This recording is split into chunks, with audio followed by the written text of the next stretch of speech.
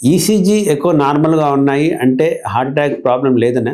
ECG next half an అవర్లో heart attack వస్తున్న వ్యక్తికి కూడా ఈసీజీ నార్మల్ ఉంటుంది. ఆల్రెడీ మైనర్ అటాక్ వచ్చిన వ్యక్తికి లేకపోతే ఇంకా సేపట్లో రేపు ఎల్లుండో హార్ట్ అటాక్ వచ్చే వ్యక్తికి కూడా ఎకోకార్డియోగ్రామ్ నార్మల్ ఉండొచ్చు. ఈసీజీ ఎకోకార్డియోగ్రామ్ ఇచ్చే ఇన్ఫర్మేషన్ వేరు, హార్ట్ అటాక్ని ప్రిడిక్ట్ చేయడం వేరు. హార్ట్ అటాక్ ఎప్పుడు కూడా హార్ట్ అటాక్ సంబంధించిన లక్షణాలు తెలుస్తాయి ఈసీజీలో, కానీ ఈసీజీ నార్మల్ ఉన్నంత మాత్రాన హార్ట్ ప్రాబ్లం కాదని కాదు. ఎకోకార్డియోగ్రామ్ నార్మల్ ఉన్నంత మాత్రాన లోపల హార్ట్ ప్రాబ్లం లేదని కాదు. ఎకోకార్డియోగ్రామ్లో రక్తనాళాలు కనబడవు.